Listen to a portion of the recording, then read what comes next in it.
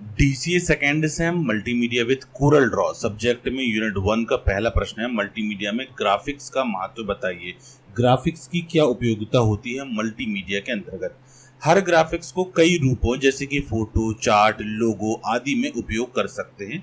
Print, marketing, शिक्षा अथवा अन्य किसी भी क्षेत्र में चित्र का उपयोग करके क्लाइंट को अपने विचारों को शीघ्र तथा संक्षिप्त व्याख्या प्रदान करना है। अपने विकासशील व्यापार को प्रदर्शित करने के लिए इमेज का चुनाव एक अत्यंत महत्वपूर्ण मार्केटिंग निर्णय होता है। विज्ञापन से संबंधित चित्र ऐसे होने चाहिए कि वे उपभोक्ता को आकर्षित कर सकें तथा साथ ही आप जिस उत्पाद की मार्केटिंग कर रहे हैं उसका यथार्थ प्रस्तुतिकरण भी करें। ग्राफिक्स लोगों को जानकारी प्रदर्शित करने के अन्य रूपों की तुलना में ज्यादा जल्दी तथा ज्यादा मात्रा में जानकारी प्रदान करता है। ग्राफिक्स के बहुत सारे प्रकारों को मल्टीमीडिया में एकीकृत किया जाता है। जैसे सामान्यतः हम ग्राफिक्स का उपयोग वेब की रचना के लिए कहते हैं, जिसमें हम विभिन्न प्रकार के क्षेत्र में जैसे बिजनेस, शिक्षा, मनोरंजन, मेडिकल तथा इंजीनियरिंग अनुसंधान इत्यादि में सम्मिलित व्यक्तियों की आवश्यकताओं को पूर्ण कर सकें। वेब की रचना में ग्राफिक्स का कैसे उपयोग होता है। वेब ग्राफिक्स आपकी वेबसाइट की विषय वस्तु के समान ही महत्वपूर्ण होते हैं। एक अच्छा ग्राफिक्स आपके कस्टमर्स को आपकी वेबसाइट का एक रचनात्मक विचार प्रदान करता है। व्यावसायिक संवेदन को जागृत करने के लिए आप उसके रंग तथा दृश्य अनुरोध जोड़ सकते हैं। वे वेबसाइट जिनमें रुचिपूर्ण ग्राफिक्स का उपयोग नहीं किया जाता है उन वेबसाइट को अधिकांश यूजर दोबारा विजिट नहीं करते हैं। फोटोशॉप, फ्लैश, ड्रीम वीवर तथा फायरवर्क्स कुछ ऐसे महत्वपूर्ण उपकरण हैं जिनके उपयोग से आप प्रोफेशनल ग्राफिक्स बना सकते हैं।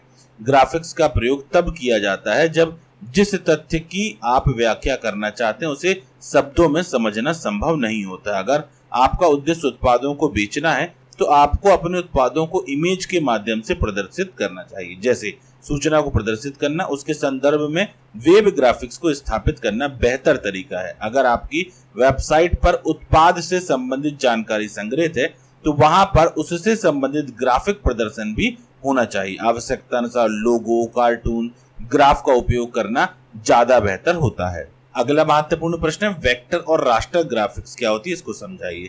किसी भी ग्राफिक्स सॉफ्टवेयर में कंप्यूटर पर ही तैयार की गई इमेज, स्कैनर द्वारा स्कैन की गई इमेज तथा डिजिटल कैमरे द्वारा ली गई इमेज ग्राफिक फाइल कहलाती है। ग्राफिक फाइल मुख्य रूप से दो प्रकार की होती हैं, वेक्टर इमेज और रास्टर इमेज। सबसे पहले रास्टर इमेज समझ लेते हैं। रास्टर इमेज वे इमेज होती हैं जो पिक्सल से मिलकर बनी होती हैं। इमेज में पिक्सल का प्रयोग होने के कारण इमेज के आकार को बढ़ाने पर इमेज की गुणवत्ता कम हो जाती है, क्योंकि इमेज के आकार को बड़ा करने पर पिक्सल दूर दूर होने लगते हैं। पिक्सल दूर होने के कारण इमेज स्पष्ट दिखाई नहीं देती है। जैसे example JPG file, GIF file, PNG file, bitmap file.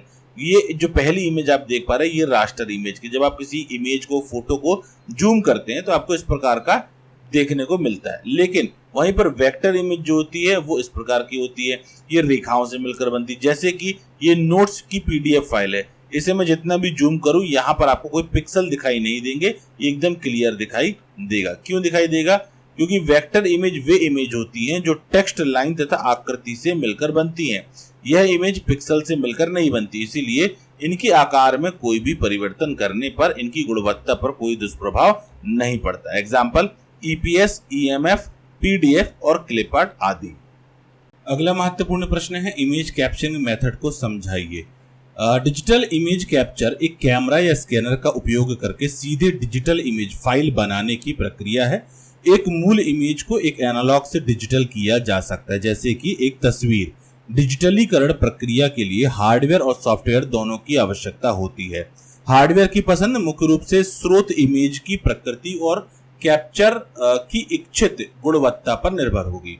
विभिन्न इमेज कैप्चरिंग डिवाइस जैसे कि डिजिटल कैमरा तथा स्कैनर का उपयोग करके इमेज कैप्चर करने के विभिन्न तरीके हैं। इस वीडियो में हम स्कैनर और डिजिटल कैमरे के द्वारा इमेज कैप्चर करना सीखेंगे। आइए देखते हैं कि स्कैनर की सहायता से इमेज को कैसे कैप्चर किया जाता है। देखिए, स्कैनर द्वारा इमेज कैप्चर करने की प्रक्रिया WIA अर्थात विंडोज इमेज एक्टिवेशन स्कैनर के साथ आईएस सॉफ्टवेयर को इंस्टॉल करने के पश्चात स्कैनर को अपने कंप्यूटर से जोड़ते हैं।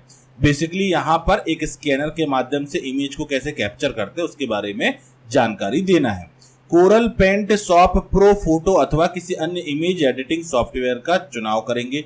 सबसे पहले फाइल मेन्यू पर क्लिक करेंगे, इसके बाद इंपोर्ट ऑप्शन को सिलेक्ट करेंगे, फ्रॉम स्कैनर और कैमरा पर क्लिक करेंगे। ऐसा करने पर स्कैनर का इंटरफेस प्रदर्शित होगा। अपने इमेज को स्कैनर ग्लास पर रखेंगे।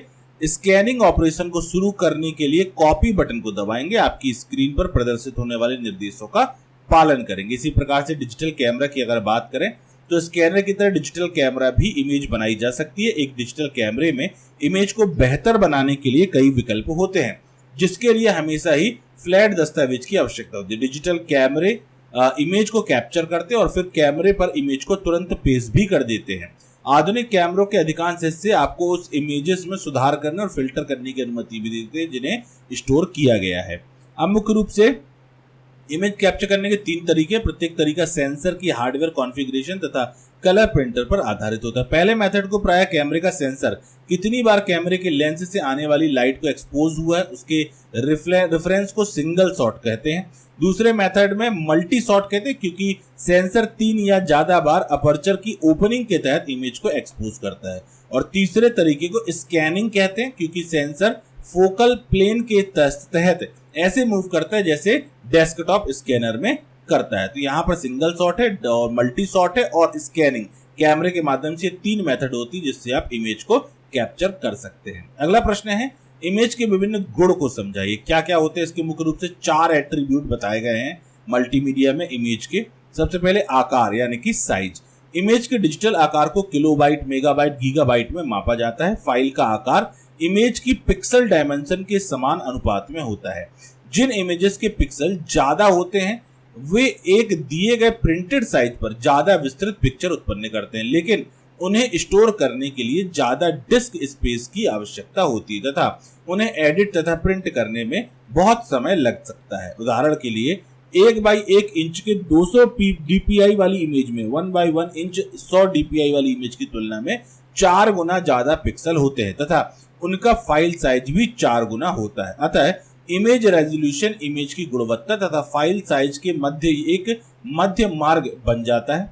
अन्य कारक जो फाइल के आकार को प्रभावित करते हैं GIF, JPEG तथा PNG फाइल फॉर्मेट के द्वारा उपयोग होने वाले विभिन्न कंप्रेसर मेथड के कारण फाइल साइज समान पिक्सल डायमेंशन के लिए विभिन्न हो सकती है। दूसरा इसका एट्रीब्यूट है रंग यानी कि कलर। प्रत्येक एडोब फोटोशॉप के पास एक या ज्यादा चैनल होते हैं। प्रत्येक चैनल चित्र के कलर एलिमेंट के बारे में जानकारी स्टोर करता है। एक इमेज में डिफॉल्ट रूप में उपलब्ध होने वाले चैनल की संख्या रंगों की पद्धति पर निर्भर करती है। जैसे CMY के इमेज में कम से कम 4 चैनल होते हैं। सियान, मैजेंटा, येलो और ब्लैक से संबंधित जानकारी के लिए प्रिंटिंग प्रोसेस की प्लेट परत के लिए एक पृथक प्लेट निर्धारित की जाती है। इन डिफॉल्ट कलर चैनल के अतिरिक्त इमेज में कुछ अतिरिक्त चैनल जिन्हें अल्फा चैनल भी कहते हैं इनको जोड़ा जाता है। कलर सिलेक्शन मास्क की तरह स्टोर तथा एडिट करने के लिए उपयोग किए जाते हैं। साथ ही प्रिंटिंग के लिए स्पॉट कलर प्लेट जोड़ने के लिए स्पॉट कलर चैनल को भी जोड़ा जा सकता है। तीसरा इसका होता है डेप्थ यानी कि गहराई। बिट डेप्थ को pixel depth, colour depth, cable depth भी कहते हैं। यह बात का मापन करती है कि एक इमेज में प्रत्येक पिक्सल को डिस्प्ले अथवा प्रिंट करने हेतु कितने कलर इंफॉर्मेशन उपलब्ध हैं। ज्यादा बिट डेप्थ का अर्थ होता है कि इमेज में ज्यादा रंग उपलब्ध तथा डिजिटल इमेज पर रंगों का प्रदर्शन ज्यादा उचित होगा। उदाहरण के लिए एक पिक्सल जिसकी बिट डेप्थ 1 है उसके पास 2 संभावित वैल्यू होती है, काला या सफेद। एक पिक्सल जिसकी बिट डेप्थ 8 है उसके पास 2⁸ अथवा 16 मिलियन संभावित वैल्यू होती है। और आखिरी इसमें आता है इमेज का रेजोल्यूशन। एक इमेज की प्रिंटेड लंबाई की प्रति यूनिट के अनुसार प्रदर्शित होने वाले पिक्सल की संख्या पिक्सल प्रति इंच के संदर्भ में मापी जाती है। फोटोशॉप में आप इमेज का रेजोल्यूशन बदल सकते हैं। फोटोशॉप में रेजोल्यूशन तथा पिक्सल डायमेंशन एक दूसरे पर निर्भर करते हैं। चित्र के विस्तारीकरण की मात्रा पिक्सल डायमेंशन पर निर्भर करती है, जबकि इमेज का रेजोल्यूशन इस बात का नियंत्रण करता है कि कितनी जगह पर पिक्सल की प्रिंट किया जाना है। सरल भाषा में समझाओ, इमेज रेजोल्यूशन का मतलब होता है ये स्क्रीन है, इस स्क्रीन पर डॉट से बनकर, डॉट यानी छोटे छोटे पिक्सल होते हैं जिससे मिलकर एक इमेज बनती है। तो इकाई क्षेत्रफल पर पाए जाने वाले पिक्सल की संख्या को उसका रेजोल्यूशन बोलते हैं। जितने ज्यादा पिक्सल होंगे उतना अच्छा या ज्यादा रेजोल्यूशन होगा, और जितने कम पिक्सल होंगे उतना कम इसका रेजोल्यूशन माना जाता है। अगला प्रश्न है फाइल फॉर्मेट क्या होता है, विभिन्न ग्राफिक फाइल फॉर्मेट को समझाइए। फाइल फॉर्मेट एक फाइल की संरचना है जो प्रोग्राम को बताती है कि इसकी सामग्री कैसे प्रदर्शित होगी। जैसे डॉक्यूमेंट फाइल फॉर्मेट में सहेजा गया Microsoft word document Microsoft word में सबसे अच्छा से दिखाई देगा। तो जो भी फाइल है उसका फॉर्मेट क्या है ये डिपेंड करता है कि वह किस प्रकार का दिखाएगी। जैसे एक होती है टेक्स्ट फाइल, मल्टीमीडिया में अलग अलग फाइल फॉर्मेट होता है। टेक्स्ट फाइल होती है, इसका फाइल एक्सटेंशन .asc.doc.docx होता है, msg.txt होता है। इमेज फाइल होती है bmp, eps, gif, jpg, pict, png, phd। Sound file होती है .aac, au, mid, mp3। ये जो एक्सटेंशन दिए गए इनको ध्यान से आप नोट कर लीजिएगा, ये आपको बना के आना पड़ेगा। अगर आता है ये क्वेश्चन में ये डायग्राम, ये सारणी जो दिख रही है आपको ये बनानी पड़ेगी, जिसमें आपको फाइल का टाइप और फाइल के एक्सटेंशन लिखने होंगे। तो स्क्रीनशॉट आप इसका ले सकते हैं। वीडियो में जैसे AVI, MPG, MOV, WMV होता है। प्रोग्राम फाइल होती है, बैच फाइल होती है, COM, EXE होता है। कंप्रेस्ड फाइल होती है ARC, ARJ, G, Z, H, Q, X, RAR यानी RAR फाइल। तो ये सारी की सारी फाइल टाइप है और उनके एक्सटेंशन यहाँ पर दिए गए हैं। अब अगर बात करें types of graphic file format जैसे कि GIF, IMG, तो इनको आप चाहें तो एक्सप्लेन भी यहाँ पर कर सकते हैं। कैसे एक्सप्लेन करना भाई, क्या है GIF फाइल फॉर्मेट? GIF का पूरा नाम ग्राफिक्स इंटरचेंज फॉर्मेट है। GIF इमेज फॉर्मेट को कंप्यूसर्व ने 1887 में बनाया था। इस फॉर्मेट को बनाने का उद्देश्य इमेजेस को ऑनलाइन देखना था। इमेज फाइल क्या होती है? इमेज प्रोग्राम के साथ कार्य करने के लिए बनाया गया। IMG को प्रोग्राम के साथ। यह फाइल फॉर्मेट मोनोक्रोम और ग्रे स्केल इमेज को हैंडल करता है। ऐसे ही TIFF होता है, टैग इमेज फाइल फॉर्मेट। इस प्रकार की इमेज फाइल का एक्सटेंशन .tif होता है। इसको टिफ फाइल भी कहा जाता है। यह एक ऐसा फाइल फॉर्मेट है जिसका व्यापक रूप में प्रयोग किया जाता है और यह सभी प्लेटफॉर्म है जैसे मैप, विंडोज, यूनिक्स सभी को सपोर्ट करता है। EPS फाइल फॉर्मेट होता है, इनकैप्सुलेटेड पोस्ट स्क्रिप्ट भी कहा जाता है। यह वह इमेज होती है जिसका प्रयोग ग्राफिक फाइल को रेंडर करने के लिए किया जाता है ताकि उसको किसी अन्य पोस्ट स्क्रिप्ट डॉक्यूमेंट में प्रयोग किया जा सके।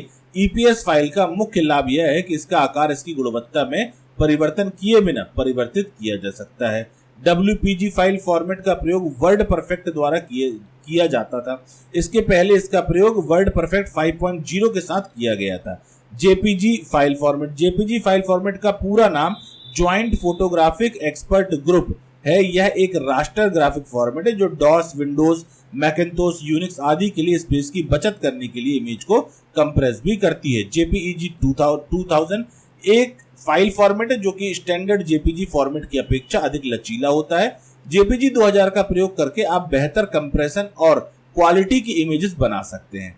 EXIF का अर्थ होता है एक्सचेंजेबल इमेज फाइल फॉर्मेट और यह इमेज फाइल अधिकतर डिजिटल कैमरे में प्रयोग किए जाते हैं। फॉर्मेट JEITA के द्वारा बनाए गए DCF स्टैंडर्ड का एक हिस्सा होती है। इसके अलावा और भी होती है जैसे PS post script, PNG file format, BMP file format, जिसके बारे में आप इस नोट्स में डिटेल में पढ़ सकते हैं।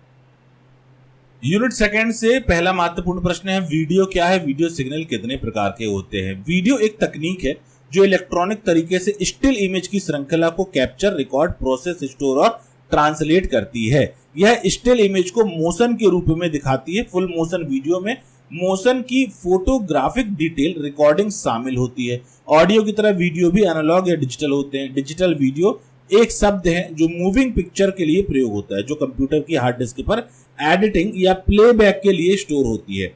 वीडियो का अर्थ डिजिटल वीडियो रिकॉर्डर जैसी डिवाइस से तैयार किए गए रियल लाइफ इवेंट की रिकॉर्डिंग से होता है। वीडियो डेटा के लिए ज्यादा स्टोरेज स्पेस चाहिए होता है। वीडियो मल्टीमीडिया का एक महत्वपूर्ण कंपोनेंट है क्योंकि यह ऐसे कॉन्सेप्ट को दिखाने के लिए बहुत उपयोगी होता है जिसमें मूवमेंट शामिल होता है। अब अगर बात करें टाइप्स ऑफ वीडियो सिग्नल की कितने प्रकार के होते हैं, तो वीडियो सिग्नल 3 अलग अलग तरीकों से व्यवस्थित किए जा सकते हैं। कंपोनेंट वीडियो, कंपोजिट वीडियो और एस वीडियो। सबसे पहले बात कर लेते हैं कंपोनेंट वीडियो की।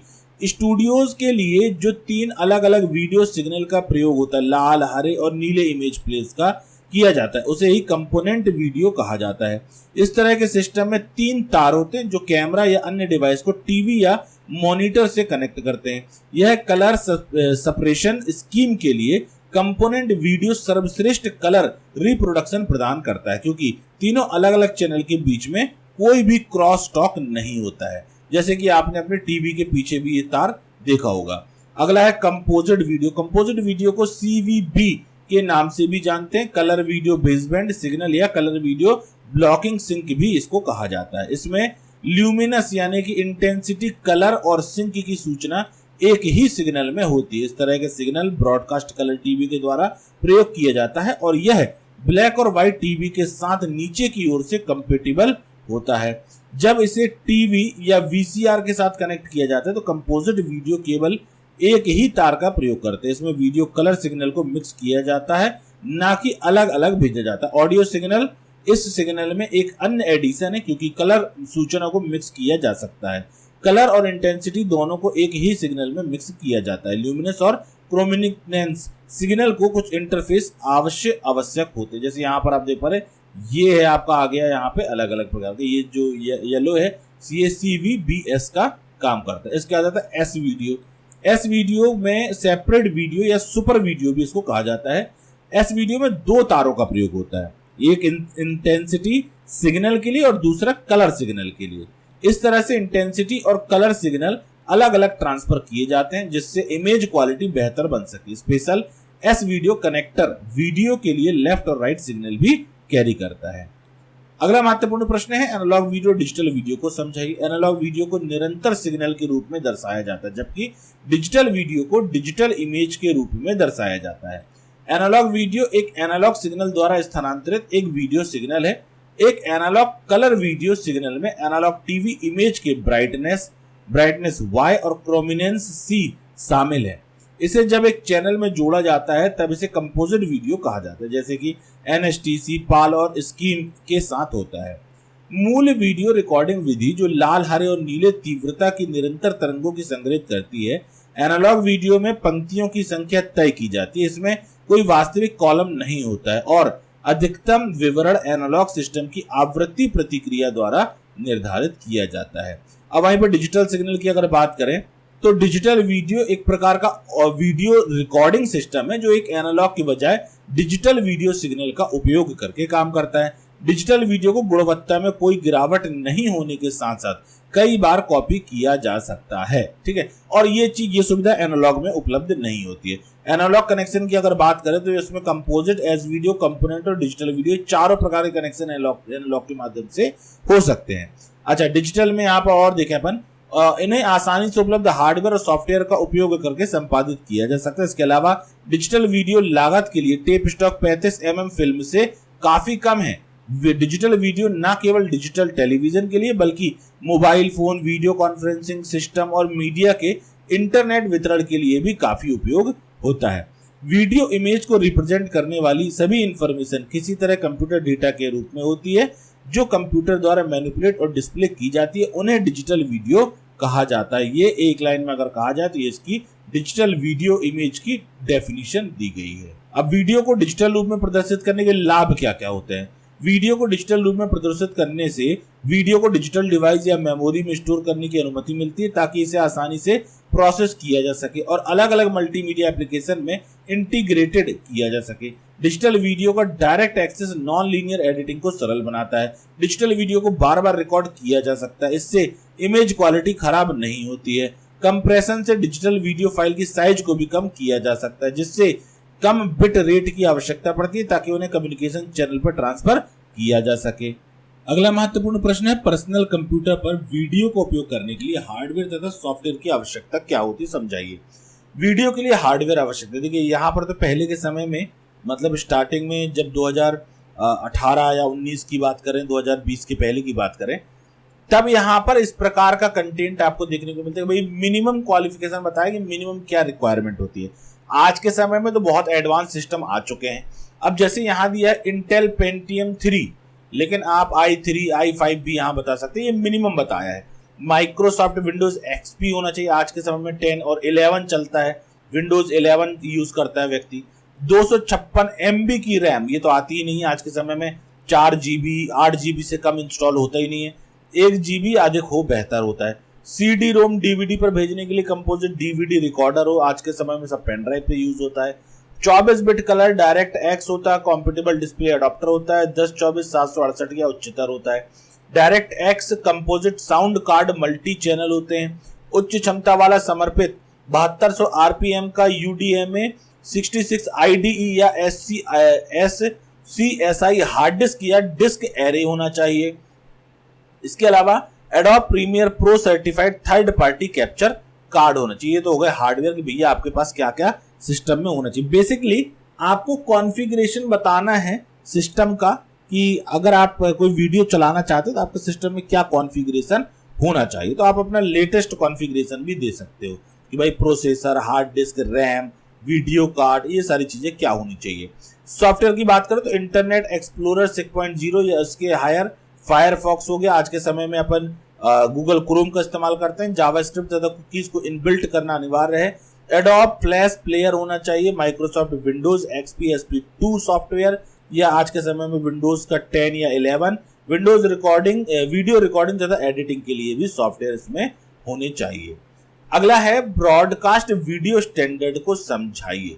अब यहाँ पर जो ब्रॉडकास्ट वीडियो स्टैंडर्ड है मुख्य रूप से 3 है, NTSC, PAL और SECAM। ध्यान दीजिए, NTSC, PAL और SECAM ये 3 है। उन तीनों की फ्रीक्वेंसी के बारे में आपको यहाँ पर बताया गया है जो आपको याद रखना है। सबसे पहले NTSC की बात कर लेते हैं। नेशनल टेलीविजन सिस्टम कमिटी पहली रंगीन टीवी प्रसारण प्रणाली को 1953 में संयुक्त राज्य अमेरिका में लागू किया गया था। यह NTSE यानी कि राष्ट्रीय टेलीविजन प्रणाली समिति मानक पर आधारित था। अमेरिकी महाद्वीप के साथ साथ जापान समेत कई एशियाई देशों में NTSC का प्रयोग किया गया था।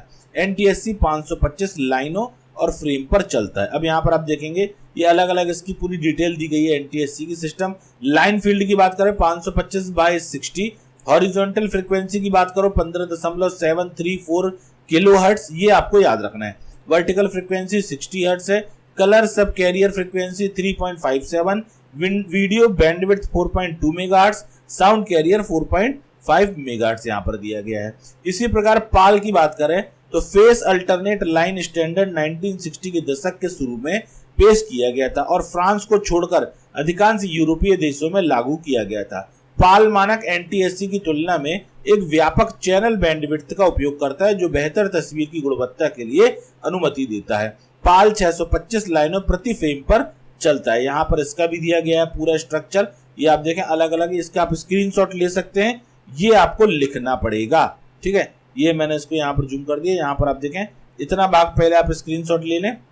ठीक है, कलर सब कैरियर तक का, इसके बाद इसके नीचे वीडियो बैंडविड्थ और साउंड कैरियर अलग अलग। जैसे पाल BGH की बात करें, पाल 1, पाल D, पाल N, पाल M, ये अलग अलग प्रकार के इनके होते हैं और इन सभी फ्रेम में इनकी क्या फ्रीक्वेंसी होती है यहाँ पर दी गई है। तीसरा आता है SECAM, सिक्वेंशियल कूलियर एवेक मेमोरीज इसको कहा जाता है। स्मृति मानक के साथ सिक्वेंशियल कलर 1960 के दशक की शुरुआत में पेश किया गया था और फ्रांस में लागू किया गया था। अब इसमें 625 लाइन प्रति फ्रेम पर चलता है। 2 होते हैं यहाँ पर आप देखें, एक BGH होता है और एक ये DK1L वाला होता है। तो इन दोनों के लिए line field, horizontal frequency, vertical frequency, video bandwidth और साउंड कैरियर ये दिया गया है, जिसका आप स्क्रीनशॉट यहाँ पर ले सकते हैं। अगला प्रश्न आता है वीडियो फाइल फॉर्मेट को समझाइए। ये महत्वपूर्ण है, कई बार पूछा गया है। वेब की शुरुआती दिनों में एक वेब पेज पर मूवी या वीडियो को ऐड करने का अर्थ था मूवी या वीडियो के लिए पहले जो फॉर्मेट उपलब्ध थे उनमें से एक का प्रयोग करना और इसे एक पेज से लिंक करके डाउनलोड करना। स्ट्रीमिंग मीडिया के आने से इसे बदल दिया गया और अब मूवी को वीडियो कंटेंट जैसे कि मूवी ट्रेलर, न्यूज, ब्रॉडकास्ट और यहाँ तक कि लाइव प्रोग्राम को एक वेबसाइट से जोड़ना बहुत ही प्रैक्टिकल हो गया है। इसका काफी प्रयोग नहीं हो रहा है। वेब में फाइल डाउनलोड करते समय आपको निश्चित रूप से अलग अलग फाइल फॉर्मेट मिलते हैं। अब सीधे आते हैं फाइल फॉर्मेट में कौन कौन सी वीडियो के फाइल फॉर्मेट होते हैं। सबसे पहला फाइल फॉर्मेट दिया है AVI, ऑडियो वीडियो इंटरलीव।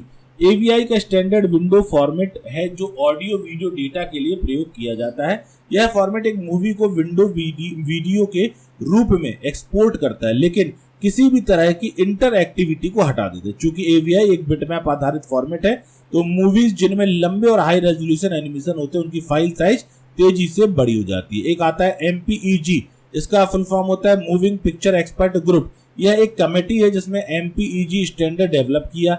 यह फुल मोशन वीडियो जिसमें मूवीज और वीडियो क्लिप शामिल होते हैं उनको कंप्रेस और प्लेबैक करने के लिए स्पेसिफिकेशन का सेट होता है। MPEG वीडियो को माइक्रो कंप्यूटर पर देखने के लिए MPEG डिकोडर की जरूरत होती है, जो हार्डवेयर सॉफ्टवेयर या दोनों का कॉम्बिनेशन हो सकता है। MPEG के कई अलग अलग उदाहरण, जैसे MPEG होता है MPEG 1, 2, 4, 7, 21, ये अलग अलग होते हैं और इन सभी की अलग अलग डेट पर ये रिलीज हुए। जैसे MPEG की बात करें तो ये तो अपन ने अभी देखा है, स्टैंडर्ड को मूविंग पिक्चर एक्सपर्ट ग्रुप द्वारा डेवलप किया गया था। MPEG 1 की बात करें तो ये जो है स्टैंडर्ड इंडस्ट्री की मांग के अनुसार डेवलप किया ताकि डिजिटल स्टोरेज माध्यम पर सूचना को स्टोर और रिट्रीव करने की कुशल तरीका मिल जाए। MPEG 2 जो आया था वो 1994 में रिलीज किया गया था। ये 1 से बिल्कुल ही अलग सिस्टम था। इसमें डेटा रेट्स 3 से 15 Mbps की जरूरत थी, लेकिन यह अधिक इमेज रेजोल्यूशन, पिक्चर क्वालिटी और इंटरलेस्ड वीडियो फॉर्मेट को डिलीवर करता था। इसी प्रकार से 4 आया जो कि 1998 और 1999 में रिलीज किया गया था। 21 जो आया था उसके बाद ये ऑडियो वीडियो स्पेसिफिकेशन है जो बौद्धिक संपदा प्रबंधन और प्रोडक्शन सिस्टम प्रदान करता है। जब आप जानते हैं कि डिजिटल आइटम किसे कहा जाता है तो वेब पर एक इमेज जिसे आप राइट क्लिक करके डाउनलोड करते हैं तब फाइल आपको यह बता देती है कि इस अधिकार किसके पास है, मतलब उसकी ऑनरशिप है वो किसके पास है। यह जानने के लिए ही आपको कहाँ जाना होगा। अगला है वीडियो एडिटिंग सॉफ्टवेयर के बारे में बताइए। कौन कौन से सॉफ्टवेयर वीडियो एडिटिंग के लिए इस्तेमाल किए जाते हैं। एक है एडोब प्रीमियर प्रो, जिसके बारे में आपने सुना होगा। यह एक नॉन लीनियर एडिटिंग के लिए एक सरल वीडियो एडिटिंग टूल है, अर्थात वीडियो क्लिप्स को किसी भी क्रम में रख सकते हैं, वीडियो तथा ऑडियो के रूप में व्यवस्थित होते हैं। जैसे म्यूजिकल स्कोर, यह बड़ी संख्या में वीडियो तथा ऑडियो टूल प्रदान करते हैं तथा यह सुपर इम्पोजिशन और वर्चुअल क्लिप्स भी देता है। क्लिप्स के लिए बिल्ट इन ट्रांजिशन फिल्टर तथा मोशन की बड़ी लाइब्रेरी मल्टीमीडिया प्रोडक्शन के प्रभावी निर्माण को आसान बनाता है। एडोब आफ्टर इफेक्ट आपने सुना होगा। यह एक शक्तिशाली वीडियो एडिटिंग टूल है जो यूजर्स को विभिन्न इफेक्ट जैसे कि लाइटिंग, शैडो तथा मोशन ब्लरिंग इत्यादि का उपयोग करके पहले से स्थित मूवीज को एडिट करने तथा जोड़ने की सुविधा देता है। इसके बाद फाइनल कट प्रो, यह मैकिन्टोश प्लेटफॉर्म के लिए एप्पल द्वारा प्रदान किया गया वीडियो एडिटिंग टूल है। यह विभिन्न स्रोत जैसे कि फिल्म तथा DVD से ऑडियो और वीडियो कैप्चर करने की सुविधा देता है। अगला महत्वपूर्ण प्रश्न है एनिमेशन क्या होता है, इसको समझाइए।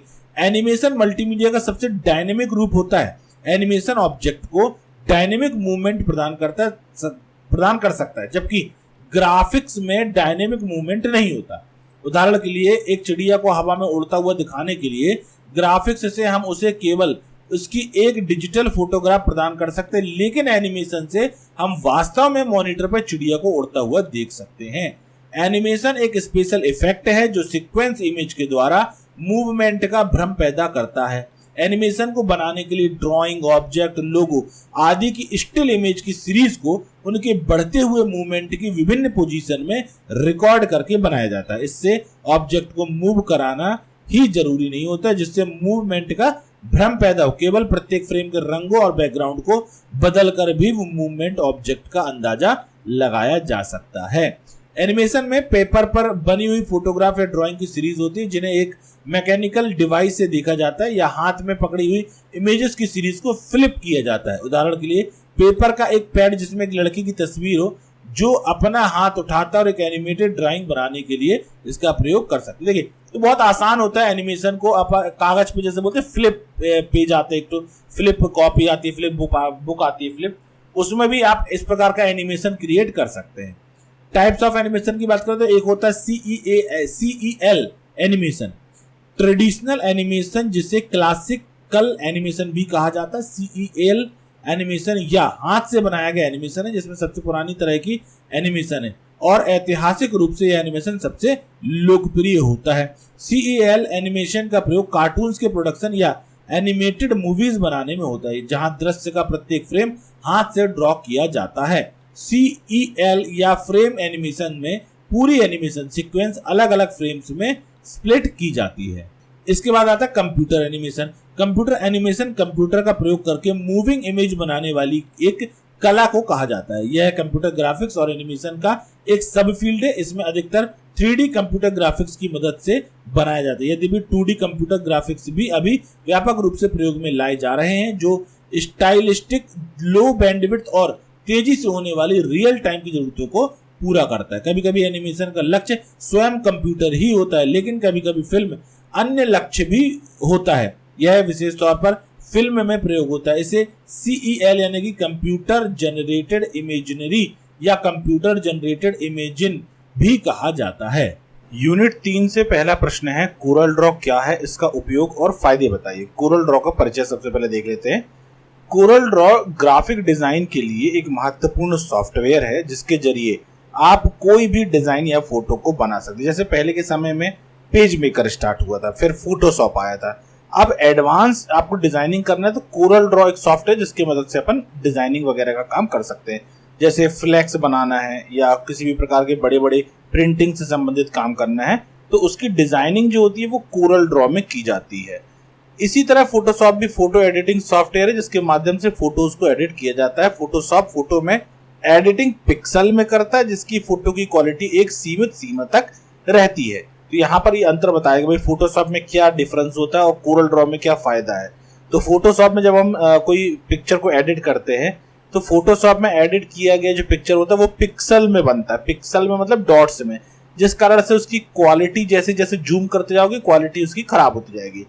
अगर आप फोटो को जूम करके देखते हैं तो उसके पिक्सल फटने लगते हैं, और अगर आप किसी फोटो को कोरल ड्रॉ के माध्यम से एडिट करते हैं फिर अगर आप फोटो को जूम करके देखते हैं तो वो बिल्कुल क्लियर नजर आती है, उसके पिक्सल नहीं फटते। इसके बारे में अपन ने रास्टर इमेज और वेक्टर इमेज वाले टॉपिक पे पढ़ा हुआ है। ठीक है, कोरल ड्रॉ का उपयोग क्या होता है। कोरल ड्रॉ एक डिजाइनिंग और प्रोफेशनल इमेज बनाने वाला सॉफ्टवेयर है जो logo, cartoon, visiting card, invitation card, magazine, विज्ञापन डिजाइन, छोटे पोस्टर से लेकर बड़े पोस्टर, वेबसाइट इत्यादि की डिजाइन बनाने के लिए इस्तेमाल किया जाता है। कोरल ड्रॉ एक वेक्टर सॉफ्टवेयर है, ध्यान दीजिए इस लाइन का। कोरल ड्रॉ एक वेक्टर सॉफ्टवेयर है। कोरल ड्रॉ में तैयार किए गए डिजाइन को आप चाहे कितना भी बड़ा कर सकते हैं, इसकी रेजोल्यूशन में और उसकी क्वालिटी में कोई भी प्रभाव नहीं पड़ेगा। इस तरह बिटमैप की तुलना में कोरल ड्रॉ एक स्मूथ पिक्चर बनाता है। इसके बाद कोरल ड्रॉ के उपयोग के फायदे क्या है। सबसे बड़ा फायदा तो यही होता है कि ये वेक्टर इमेज के माध्यम से काम करता है। अन्य सॉफ्टवेयर बिटमैप इमेज के आधार पर कार्य करते हैं। बिटमैप इमेज को पिक्सल की सहायता से बनाया जाता है। हजारों पिक्सल मिलकर एक इमेज को बनाते हैं। इमेज को जूम करके देखने पर उसमें रेजोल्यूशन में बदलाव आ जाता है। इस तरह बिटमैप इमेज की साइज बदलने में पिक्चर की क्वालिटी खराब हो जाती है।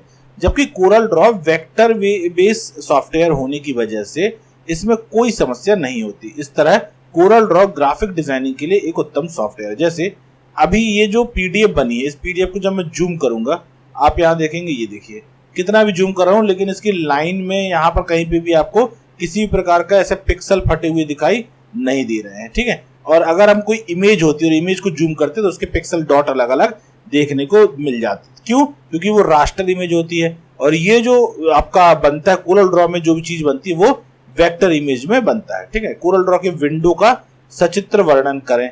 ये प्रश्न वैसे तो नहीं पूछा जाता क्योंकि इसमें डायग्राम वगैरह आपको बनाना पड़ेगा पूरा इसका, तो वैसे तो नहीं आता। लेकिन हाँ, अगर ये प्रश्न आता भी है कि कोरल ड्रॉ के विंडो का सचित्र वर्णन करें तो आपको एक उसकी कोरल ड्रॉ की जो विंडो है उसको बनाना है, जिसमें सबसे ऊपर टाइटल बार हो गया, एक मेन्यू बार हो गया। क्या क्या मेन्यू आगे पढ़ेंगे अपन।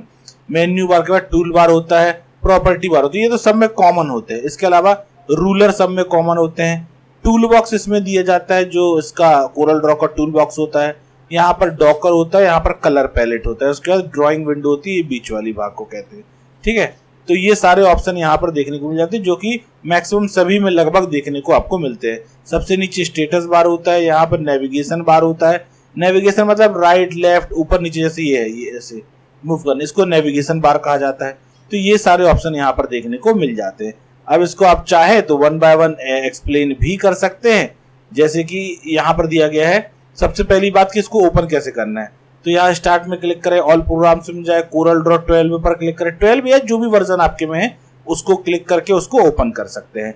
कोरल को होम पेज की स्क्रीन पर लाने के लिए शिफ्ट के साथ F4 की का यूज करके आप उसको होम पेज में भी ला सकते हैं। अब कौन कौन से टाइटल बार होता है? सबसे पहला टाइटल बार में विंडो स्क्रीन में सबसे ऊपर होता है, इसमें प्रोग्राम और कोरल ड्रॉ डॉक्यूमेंट का नाम शो होता है। फिर मेन्यू बार होता है, मेन्यू बार टाइटल के नीचे होता है, इसमें कोरल के अनेक मेन्यू होते हैं।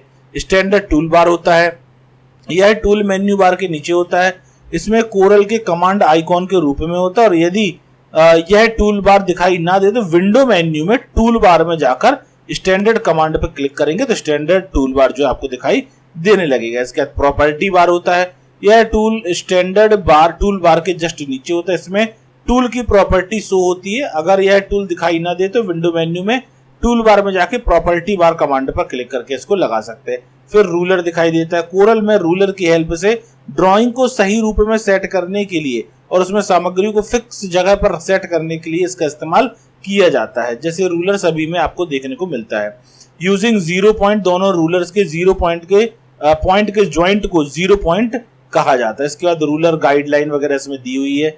कलर पैलेट एक ऑप्शन आता है, इस पैलेट का यूज टेक्स्ट, ड्राइंग या शेप में कलर फिल करने के लिए मुख्य रूप से किया जाता है। इसके बाद स्क्रॉल बार दिया है, स्क्रॉल बार सबसे नीचे होता है। स्क्रॉल बार वर्टिकल और हॉरिजॉन्टल, यहाँ पर देखें जैसे ये है वर्टिकल, ये है हॉरिजॉन्टल, इसके माध्यम से आप इसको ऊपर या नीचे मूव कर सकते हैं।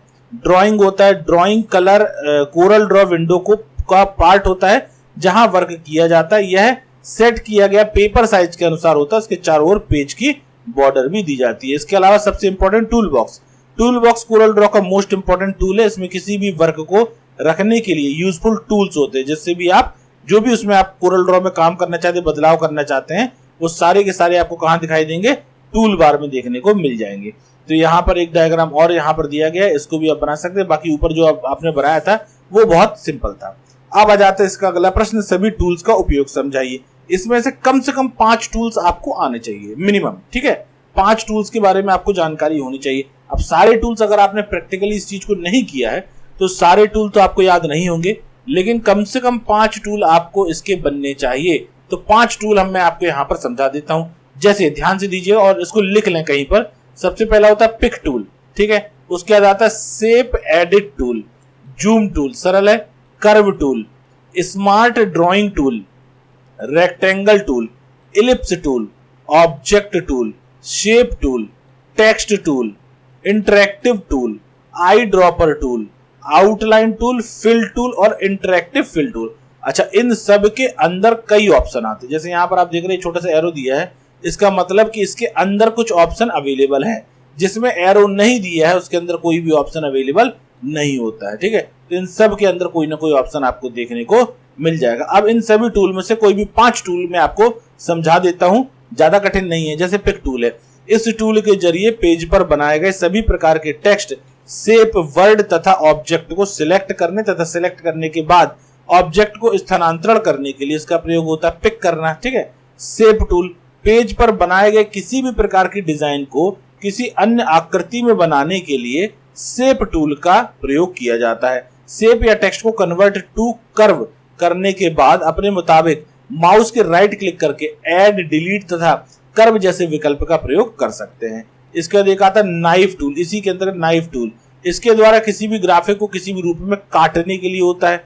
इरेजर टूल होता है, इसके माध्यम से पेज पर बने ग्राफिक तथा कन्वर्ट टू कर्व किए गए टेक्स्ट को मिटाने के लिए होता है। स्मच टूल होता है, इस टूल के माध्यम से किसी भी ग्राफिक तथा कन्वर्ट टू कर्व किए गए टेक्स्ट को फैलाने के लिए होता है। इसके अलावा और भी आपको बहुत सारे टूल मिलेंगे, लाइक फ्री ट्रांसफॉर्म टूल होता है, वर्चुअल सेगमेंट डिलीट होता है, फ्री हैंड टूल होता है। इस टूल के माध्यम से आप किसी भी लाइन डिजाइन को भी एंगल पर खींच सकते हैं। बेजियर टूल होता है, आर्टिस्टिक मीडिया टूल होता है, पेन टूल होता है। इसके अलावा पॉलीलाइन टूल होता है, इंटरेक्टिव कनेक्टर टूल होता है। ऐसे बहुत सारे टूल्स आपको देखने को मिलेंगे। आपकी एक एक लाइन की परिभाषा है, इन सभी को आप पढ़ना चाहें तो नोट्स में ये सारी चीजें दी गई हैं। कोई भी 5 या 7 जितने आप याद कर सकते हैं इनको जरूर याद कर लीजिएगा। पूरे लिखने के लिए तो मेरे हिसाब से तो नहीं आता, लेकिन इन केस आता है तो आपको जितने याद आते हैं एटलीस्ट आप उतने, ज्यादा डिटेल बड़ी नहीं है, छोटे छोटे ऑप्शन है, लेकिन आपको याद क्या करना है, आपको याद करना है इन सबके नाम, जो सबसे इंपॉर्टेंट है कि कौन कौन से टूल इसमें पाए जाते हैं। तो ये नाम आपको याद करने पड़ेंगे, तो आप नाम लिख सकते हैं अगर आप चाहें तो यहाँ पर जैसे मैंने स्टार्टिंग से बता दिया, पिक टूल है, शेप टूल है, नाम लिखते जाएं, नाइफ टूल है, इरेजर टूल है, स्मच टूल है, इसके अलावा रोहन टूल है, RAUGHEN, फ्री ट्रांसफॉर्म टूल है, virtual segment delete, free hand tool, bezier tool, artistic media tool है, pen tool, polyline tool, interactive connector tool, dimension tool, smart drawing tool, 3 point rectangle tool. चाहे तो इसकी definition क्या होती है आप video को पॉज करके इसको लिख भी सकते हैं। Graph paper, polygon tool, spiral tool, interactive blend tool, interactive contour tool, interactive distortion tool, drop shadow, interactive envelope tool, interactive extrude tool, interactive transparency tool, eye drop tool, paint bucket. ये उसके अंदर वाले tool भी दे दिए हैं, ठीक है। Outline tool, fill tool और इंटरेक्टिव फिल टूल। अंदर वाले टूल का मतलब क्या है, जैसे मैंने बताया कि हर एक टूल के अंदर भी एक टूल अवेलेबल है। जैसे ये शेप टूल आ गया, अब शेप टूल के अंदर 1 2 3 4 5, ये 5 टूल है। इंटरेक्टिव टूल की बात करें तो 1 2 3 4 5 6 7 टूल इसके अंदर आ जाते हैं। आई ड्रॉपर में 2 टूल आ जाते हैं। आउटलाइन के अंदर इतने सारे टूल आपको देखने को मिल जाते हैं, ठीक है। तो ये सारे के सारे सभी के नाम यहाँ पर बता दिया। अब इंटरेक्टिव फिल टूल है, तो इंटरेक्टिव फिल टूल में 2 मिल गए आपको। कौन कौन से, एक तो फिल टूल हो गया, एक इंटरेक्टिव फिल टूल हो गया। इस प्रकार से सारे जो है डिटेल में नाम दिए गए। आप चाहें तो उनके बेसिक वाले जो नाम है वो आप लिख के भी एक्सप्लेन कर सकते हैं। अगला महत्वपूर्ण प्रश्न है, कोरल ड्रॉ में फ्लाई आउट के बारे में समझाइए। क्या होता है फ्लाई आउट? कोरल ड्रॉ में फ्लाई आउट टूल बॉक्स में ऐसे बटन होते हैं जिनके निचले दाएं कोने पर एक तीर का चिन्ह बना होता है और जिस पर क्लिक करने पर एक बार पर कुछ संबंधित टूल बटन प्रदर्शित होते हैं। कोरल ड्रॉ के टूल बॉक्स में स्थित विभिन्न फ्लाई आउट निम्नलिखित। देखिए कौन कौन से क्या होता है। वैसे मैंने अभी जस्ट आपको बताया, जब हम ये टूल बॉक्स वाला क्वेश्चन पढ़ रहे थे, ये टूल वाले बॉक्स वाले क्वेश्चन में आपने ये जो देखा छोटा सा जो ब्लैक कलर का ये पॉइंट बना हुआ है, ये इसको कहा जाता है फ्लाई आउट, ठीक है। अब इसका काम क्या होता है, जैसे उस पर क्लिक करो तो उससे संबंधित और टूल जो उसके अंदर होते हैं वो आपको ओपन होकर दिख जाएंगे। जैसे शेप एडिट फ्लाई आउट के अंतर्गत अगर हम बात करें तो शेप है, स्मज है, ब्रश है, रोफन है, ब्रश, ट्रांसफॉर्म टूल, ये सारे ऑप्शन देखने को मिलेंगे। ऐसे ही क्रॉप फ्लाई आउट के अंदर देखो तो क्रॉप है, नाइफ है, इरेजर है। जूम के अंदर देखो तो जूम है और हैंड टूल है। कर्व फ्लाई आउट के अंदर देखोगे तो फ्री हैंड है, बेजियर है, आर्टिस्टिक है, मीडिया, पेन है, पॉलीलाइन है, 3 पॉइंट कर्व है, कनेक्टर बटन होते हैं। ये आपके कर्व वाले के अंदर आते हैं। इसी प्रकार स्मार्ट फ्लाई आउट में स्मार्ट फिल, स्मार्ट ड्राइंग आता है। रेक्टेंगल फ्लाई आउट में रेक्टेंगल और 3 पॉइंट रेक्टेंगल आते हैं। इलिप्स फ्लाई आउट में 3 पॉइंट इलिप्स टूल आता है। ऑब्जेक्ट फ्लाई आउट में polygon, star, complex star, graph paper, ये ऑप्शन देखने को मिल जाते हैं। परफेक्ट शेप फ्लाई आउट के अंतर्गत basic shape, arrow shape, flow chart, banner, call out, ये सब दिखते हैं। इंटरेक्टिव टूल में इंटरेक्टिव ब्लेंड दिखता है, इंटरेक्टिव कॉन्ट्यूर दिखता है, इंटरेक्टिव डिस्टॉर्शन दिखता है, इंटरेक्टिव ड्रॉप शैडो दिखता है, इंटरेक्टिव एनवेलप दिखता है। तो ये इसके अंदर आते हैं। आई ड्रॉपर में आप देखोगे पेंट ब्रश दिखेगा, आई ड्रॉपर दिखेगा। आउटलाइन टूल के अंदर आपको क्या दिखेगा, आउटलाइन पेन दिखेगा, आउटलाइन कलर दिखाई देगा।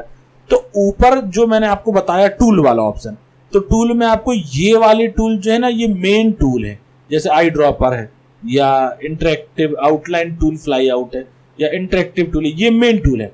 और उसके बाद उसके अंदर जो ऑप्शन आ रहे हैं जैसे ये सब, ये क्या है, ये उसके अंदर फ्लाई आउट के अंदर ऑप्शन जो आते हैं वो आपको देखने को मिलेंगे, तो वो भी है। तो आपको एक्सप्लेन क्या करना, अगर मान लो क्वेश्चन आता है उसके टूल्स के बारे में, तो मेन ये वाले टूल्स आपको समझाने में, ना कि उसके अंदर वाले ऑप्शन। और अगर आपको याद है, आप समझा सकते हैं तो बिल्कुल आप समझा सकते हैं, कोई दिक्कत नहीं है उस चीज से। और मेन यही है कि आप देखो, आपको ये चीज याद होनी चाहिए कि भैया क्या होता है फ्लाई आउट, कौन कौन से टूल होते हैं, टूल के अंदर फ्लाई आउट के अंदर जो ऑप्शन होते हैं वो कौन से होते हैं, तो इनके नाम आपको याद रखना। अब बात कर लेते हैं मेन्यू बार की। ये तो हो गया टूल्स और टूल्स के अंदर फ्लाई आउट ऑप्शन जो आते हैं उसकी। अब बात करो मेन्यू बार की, कौन कौन से मेन्यू आपको देखने को मिल जाते हैं। जब यहाँ पर जाओ, सबसे ऊपर आपको दिख रहा है, देखिए यहाँ पर फाइल मेन्यू है, एडिट है, व्यू है, लेआउट है, अरेंज है, इफेक्ट है, बिटमैप, टेक्स्ट, टेबल, टूल है, विंडो है और हेल्प है। इस प्रकार से ये सारे ऑप्शन देखने को मिल जाते हैं। अब इसमें मुख्य रूप से अगर आता है मेन्यू बार को समझाइए, तो आपको ये बताना है कि फाइल मेन्यू होता है, कौन कौन से मेन्यू होते हैं, पहले तो नाम लिख दिया अपन ने, ठीक है, नाम याद रखना। File edit view layout arrange effect bitmap text table tool window help. अब दूसरी बात, इनके अंदर जो ऑप्शन है तो पूरे तो समझाना नहीं है, नहीं तो ऐसा करने बैठोगे तो 3 घंटे तो ऐसे चले जाएंगे आपके। तो यहाँ पर फाइल मेन्यू से होता क्या है, बेसिक उसका समझा दिया। जैसे ये फाइल मेन्यू है, तो फाइल मेन्यू के अंदर क्या होता है, इसमें न्यू में कोरल ड्रॉ में ग्राफिक फाइल से संबंधित कमांड, जैसे नई ग्राफिक फाइल बनाना, पुरानी फाइल को खोलना, फाइल को बंद करना, सेव करना, ऐसे सभी ऑप्शन आपको देखने को मिल जाते हैं। 2-4 ऑप्शन अपन ने इसके समझा दिए भाई क्या क्या देखने को मिल जाता है। इतना पूरा डायग्राम बनाने की आवश्यकता आपको नहीं है, केवल आपको नाम याद रखना है, file edit view layout arrange effect bitmap text table tool और विंडो, और सबके अंदर क्या क्या होता है उसका आपको बेसिक पता होना चाहिए। बेसिक मतलब जैसे फाइल का बता दिया कि न्यू फाइल ओपन करते हैं, या नई फाइल बनाना, या ओपन करना, या क्लोज करना, या सेव करना, या इंपोर्ट करना, एक्सपोर्ट करना, ये सारे ऑप्शन इसमें मिल जाएंगे। अब एडिट मेन्यू में बता दो क्या क्या होता है। एडिट मेन्यू के अंदर आपको अंडू का ऑप्शन मिल जाता है, रीडू का मिल जाता है, कट का, कॉपी का, पेस्ट का मिल जाता है, डिलीट का मिल जाता है। चाहो तो इसको थोड़ा थोड़ा 2-2 लाइन में एक्सप्लेन कर दो, बड़ा हो जाएगा आंसर आपका, ठीक है। इसके बाद आ जाओ व्यू मेन्यू में। व्यू मेन्यू के अंदर क्या मिल जाता है आपको, बहुत सारे ऑप्शन दिखते हैं, जैसे रूलर लगाना है, ग्रिड लगाना है, गाइडलाइन लगाना है, इनेबल रोल ओवर करना है, स्नैप टू ऑब्जेक्ट मिल जाता है, फुल स्क्रीन प्रीव्यू मिल जाता है, प्रीव्यू सिलेक्टेड ओनली मिल जाता है, पेज सॉर्टर व्यू मिल जाता है, व्यू मैनेजर मिल जाता है, बहुत सारे और ऑप्शन देखने को मिल रहे हैं। ये व्यू हो गया। अब लेआउट मेन्यू के अंदर जाओगे तो इसमें इंसर्ट कर सकते हो page, duplicate page, rename page, delete page, है ना, ये सारे आ गए। पेज का सेटअप, पेज का बैकग्राउंड, ये सब लेआउट मेन्यू में देखने को मिलता है। अरेंज मेन्यू में आ जाओ। अरेंज मेन्यू में ग्रुप बना सकते हो, अनग्रुप कर सकते हैं, ऑर्डर में लगाना है, अलाइन करना है, ट्रांसफॉर्मेशन करना है, ये सब इसमें जाएगा। शेपिंग का ऑप्शन मिल जाएगा। इफेक्ट मेन्यू में आ जाओ। इफेक्ट मेन्यू में आपको देखिए एडजस्ट का है, ट्रांसफॉर्म का है, करेक्शन का है, आर्टिस्टिक मीडिया है, ब्लेंड, कॉन्ट्योर, एनवलप, ऐसे एक्सक्लूड, बेवल, लेन, बहुत सारे ऑप्शन देखने को मिलते हैं, ठीक है। अब ये सारी चीज अपन को एक्सप्लेन करनी, तो मेन क्या याद रखना है आपको, मेन्यू के नाम, मेन्यू के अंदर 1-2-4 ऐसे नाम, बस डिटेल में नहीं जाना, 2-4 नाम याद कर दिए ताकि लिखते समय आपको वो चीज रहे कि हाँ इसके अंदर ये ऑप्शन आपको देखने को मिल जाते हैं, ठीक है। ये जरूर याद रखिएगा। अगला प्रश्न है, कोरल ड्रॉ में पेज सेटअप से संबंधित ऑप्शन को समझाइए। पेज सेटअप का आशय होता है कोरल ड्रॉ में ड्राइंग के पृष्ठ का लेआउट निर्धारण करना, कि किस प्रकार का पेज आप लगा रहे हो, उसमें कौन कौन से ऑप्शन आते हैं। पेज सेटअप पेज लेआउट पर निर्धारण करने के लिए उसमें layout menu page setup option का प्रयोग करते हैं। इस ऑप्शन का प्रयोग करने पर एक डायलॉग बॉक्स प्रदर्शित होता है। इस विंडो में सबसे ऊपर स्थित command button set from printer का प्रयोग कंप्यूटर के डिफॉल्ट प्रिंटर के निर्धारण के लिए होता है। पेज साइज को कोरल ड्रॉ की वर्तमान फाइल के लिए निर्धारित करने के लिए किया जाता है। इस कमांड बटन पर क्लिक करते ही डिफॉल्ट प्रिंटर के निर्धारित डिफॉल्ट पेज साइज के अनुरूप इस विंडो के अन्य ऑप्शन का निर्धारण स्वतः ही होता है। अब देखो मेन यहाँ पर आपको ये डायलॉग बॉक्स समझना है। अगर ये समझ में आ गया तो आप आसानी से इसको लिख सकते हो, बना सकते हो। यहाँ पर ऑप्शन आता है लाइक यहाँ पर अपन ने पेज का साइज सेट करना है, तो नॉर्मल पेज लेना है, लेबल है, पोर्ट्रेट में करना है, लैंडस्केप में रखना है, पेपर का साइज क्या रहेगा, ये सारे ऑप्शन यहाँ से आप आसानी से सेट कर सकते हो। तो ये डायलॉग बॉक्स याद रखिएगा, ये आपको बनाना होगा। अगला महत्वपूर्ण प्रश्न है, कोरल ड्रॉ में लेआउट स्टाइल से संबंधित ऑप्शन को समझाइए। जैसे अभी अपन ने ऊपर वाले प्रश्न में साइज के बारे में समझा, यहाँ पर देखो साइज वाला है ना, और ये डायलॉग बॉक्स आपको बनाना, ध्यान रखिएगा ऑप्शन के अंदर साइज वाला, यहाँ पे साइज और साइज के अंदर ये ऑप्शन आते हैं, ये आपको डायलॉग बॉक्स बनाना होगा। वीडियो को बैक करके एक बार इसका स्क्रीनशॉट आप ले लीजिएगा जब मैंने इसको समझाया था। अब यहाँ पर आएंगे तो यहाँ पर ऑप्शन आ रहा है लेआउट ऑप्शन, लेआउट को समझाना है। सेम डायलॉग बॉक्स यहाँ पर भी आएगा, बस ऑप्शन यहाँ पर बदल गए हैं। अभी उस समय साइज ऑप्शन पे बात हो रही थी, अब यहाँ पे लेआउट वाले ऑप्शन पे बात होगी। लेआउट के अंदर देखिए यहाँ पर क्या देखने को मिल रहा है। मुख्य रूप से लेआउट में एक आता है फुल पेज, फुल पेज के अलावा बुक है, बुकलेट है, टेंट कार्ड है, साइड फोल्ड कार्ड है, टॉप फोल्ड कार्ड है। अलग अलग स्टाइल है, अलग अलग लेआउट है। जो भी लेआउट आपको सिलेक्ट करना है वो आप करेंगे। यहाँ पर उसका एग्जाम्पल दिखाई दे जाएगा। इसकी विड्थ हाइट 1 पेज पर 1 पेज यहाँ पे ऑटोमेटिक सेट हो जाता है। तो जैसा यहाँ पर दिया है एज इट इज आपको डायलॉग बॉक्स वहां पर बनाना पड़ेगा, ठीक है। अगर ऑप्शन आता है लेआउट के बारे में तो ये पूरा ऑप्शन वाला डायलॉग बॉक्स आप बनाएंगे। नीचे ओके, कैंसिल और हेल्प की बटन भी आपको बनाना है। कोरल ड्रॉ में पूर्व परिभाषित पेज लेआउट स्टाइल में से वांछित लेआउट को चुनने के लिए ऑप्शन विंडो में बाईं ओर स्थित बॉक्स में से प्रदर्शित होने वाले साइज के नीचे स्थित लेआउट को सिलेक्ट किया जाता है। यहाँ पर पूरी जानकारी दी। अब ऑप्शन विंडो का प्रदर्शन मॉनिटर स्क्रीन पर होने लगता है। इस डायलॉग बॉक्स में लेआउट सिलेक्शन बॉक्स के डाउन एरो पर क्लिक करने पर प्रदर्शित होने वाली सूची में विभिन्न पूर्व परिभाषित पेज लेआउट स्टाइल प्रदर्शित होती है, जिसमें वांछित लेआउट स्टाइल पर क्लिक करने पर उसके अनुरूप बॉक्स में प्रदर्शन होता है। प्रत्येक लेआउट के लिए पेज की लंबाई, चौड़ाई, ऊंचाई की माप का प्रदर्शन विड्थ और हाइट के सामने होता है। तो यहाँ पर इस प्रकार से आपको देखने को मिल जाएगा। डायलॉग बॉक्स बनाना है और उसी के बारे में आपको डिटेल यहाँ पर समझा देनी है। अगला है कलर पैलेट का क्या उपयोग होता है, डॉक और फ्लोट किस प्रकार किया जाता है। यहाँ पर देखिए कलर पैलेट जो होता है वो राइट साइड में मुख्य रूप से आपको कोरल ड्रॉ में देखने को मिल जाता है। कोरल ड्रॉ की एप्लीकेशन विंडो में दाईं और बाईं डिफॉल्ट प्रदर्शित होने वाली ऊर्ध्वाधर स्ट्रिप, ये जो आपकी पट्टी दिखाई दे रही है, ये पट्टी जो दिखाई दे रही है, इस पट्टी को क्या बोला जाता है, कलर पैलेट। किसी ड्राइंग ऑब्जेक्ट में रंग भरने के लिए सर्वोपयुक्त स्थान है। फिल का निर्धारण करने के लिए वांछित रंग पर क्लिक और आउटलाइन रंग का निर्धारण करने के लिए वांछित रंग पर राइट क्लिक करके पहले उस दायां बटन क्लिक करना होता है। बाएं डिफॉल्ट कलर पैलेट पर विभिन्न रंग एक कॉलम में प्रदर्शित होते हैं और इस पर ऊपर तथा नीचे स्क्रॉल बटन से स्थित होते हैं, जिसके प्रयोग करके अन्य कलर्स को ऊर्ध्वाधर स्ट्रिप में प्रदर्शित करने के लिए किया जाता है। कलर पैलेट को अंडू किया जा सकता है। इस फ्लोटिंग पैलेट के आकार में आवश्यकता अनुसार परिवर्तन भी किया जा सकता है। इसको छोटा बड़ा, जैसे ये छोटा कर दिया, ये पूरी स्ट्रिप में आ गया, तो साइज को भी आप इंटरचेंज यहाँ से कर सकते हो, अलग अलग कर सकते हो। कोरल ड्रॉ किए एप्लीकेशन विंडो की किसी भी साइड में डॉक कर सकते हो, मतलब कहीं पे भी आप रख सकते हो। राइट में रखना हो, लेफ्ट में रखना हो, नीचे की तरफ रखना हो, इसे आसानी से उठा के रखा जा सकता है। कलर पैलेट पर प्रदर्शित होने वाले रंगों के छोटे छोटे वर्गों को वेल्स के रूप में उल्लेखित किया जाता है। कलर वेल्स पर माउस पॉइंटर लाने पर रंग का नाम प्रदर्शित होता है, क्योंकि बाय डिफॉल्ट टूलिट्स ऑन होती है। कलर वेल कलेक्शन स्क्रॉल करने के लिए पैलेट्स के ऊपर और नीचे स्थित up arrow down arrow button पे क्लिक करना होता है। तो बेसिकली यहाँ पर बताया गया कि भाई ये जो है कलर करने के लिए इस्तेमाल होता है, पैलेट का इस्तेमाल होता है। पैलेट को आप कहीं पे भी सेट कर सकते हो, साइज को भी छोटा बड़ा कर सकते हो। इसका इस्तेमाल ड्राइंग वगैरह के लिए होता है, कलर के लिए होता है, और इसमें डिफॉल्ट कलर होते हैं। और आपको चाहिए तो यहाँ से आप और भी कलर इससे बना सकते हैं या ले सकते हैं इसके अंदर से, ठीक है। तो ये इसका डायग्राम आप बनाना चाहें तो डायग्राम ऐसा बॉक्स बॉक्स बना सकते हैं, एक चौकोर वाला, एक लंबा वाला, और ये जो आपका ये दिया गया मिनिमाइज मैक्सिमाइज और क्लोज बटन, ये आप एक साइड का हिस्सा पूरा इसको आंसर शीट में भी आप इसकी ड्राइंग कर सकते हैं। कलर भरने की आवश्यकता नहीं है, बॉक्स बस बना दें जिससे ये समझ में आ जाए कि भाई कलर बॉक्स जो है इसका साइज रीसाइज भी आप कर सकते हैं। कोरल ड्रॉ के नोट्स में यूनिट 1, 2 और 3 के बाद आपको जैसे आप आगे बढ़ोगे तो आपको यूनिट 2 देखने को मिलेगा, बट ये यूनिट 2 नहीं है, ये प्रिंटिंग मिस्टेक है, ये यूनिट 4 है।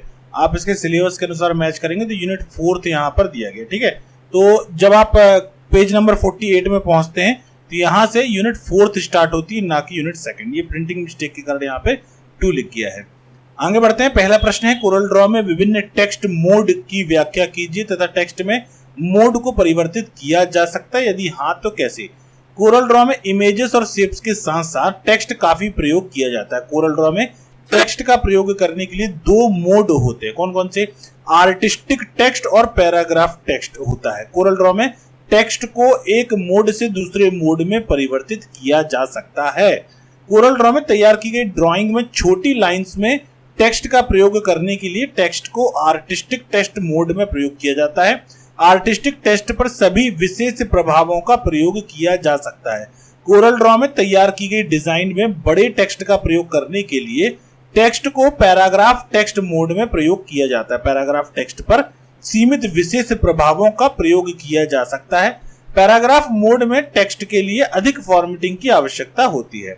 आर्टिस्टिक टेक्स्ट को पैराग्राफ टेक्स्ट में परिवर्तित करने के लिए उसे पिक टूल में सिलेक्ट करके कोरल ड्रॉ के टेक्स्ट मेन्यू के कन्वर्ट टेक्स्ट ऑप्शन, जो कि इस समय कन्वर्ट टू पैराग्राफ टेक्स्ट प्रदर्शित होता है, उसका प्रयोग किया जाता है। पैराग्राफ टेक्स्ट को आर्टिस्टिक टेक्स्ट में परिवर्तित करने के लिए उसे पिक टूल सिलेक्ट करके कोरल ड्रॉ के टेक्स्ट मेन्यू में कन्वर्ट टेक्स्ट ऑप्शन, जो कि इस समय कन्वर्ट टू आर्टिस्टिक टेक्स्ट प्रदर्शित होता है, उसमें प्रयोग करके कर सकते हैं। अगला प्रश्न है, कोरल ड्रॉ में प्रॉपर्टी बार का प्रयोग करके टेक्स्ट को फॉर्मेट करना समझाइए। प्रॉपर्टी बार में कौन कौन से ऑप्शन दिखाई देते हैं जिसके माध्यम से आप इसमें फॉर्मेटिंग चेंजेस कर सकते हैं। सबसे पहला जो ऑप्शन दिखाई देता है वो है फॉन्ट लिस्ट। इस टूल बटन में डाउन एरो पर क्लिक करने पर विंडो में स्टाइल किए गए विभिन्न टेक्स्ट फॉन्ट की प्रदर्शित होने वाली सूची में से वांछित फॉन्ट को सिलेक्ट करके टेक्स्ट के लिए निर्धारित किए जा सकते हैं। फॉन्ट साइज लिस्ट होता है। इस टूल बटन में डाउन एरो पर क्लिक करने पर टेक्स्ट के फॉन्ट के विभिन्न आकारों की प्रदर्शित होने वाली सूची में से वांछित फॉन्ट आकार को सिलेक्ट करके टेक्स्ट के लिए निर्धारित किया जा सकता है। इसके बाद आता है बोल्ड। इस टूल बटन पर क्लिक करने पर सिलेक्ट किया गया टेक्स्ट बोल्ड और गहरे रंग का अधिक मोटे अक्षर में परिवर्तित हो जाता है। इटैलिक जिससे तिरछा हो जाता है। अंडरलाइन से किसी भी टेक्स्ट के नीचे लाइन लग जाती है। Horizontal alignment. इस टूल बटन पर क्लिक करने पर 630 अलाइनमेंट की प्रदर्शित होने वाली सूची में से वांछित अलाइनमेंट चुनकर चुने हुए टेक्स्ट के लिए प्रभावी किया जा सकता है। शो और हाइड बुलेट्स। अगर आपने लिस्ट बनाई है तो आप उसमें बुलेट्स वगैरह सेट कर सकते हैं।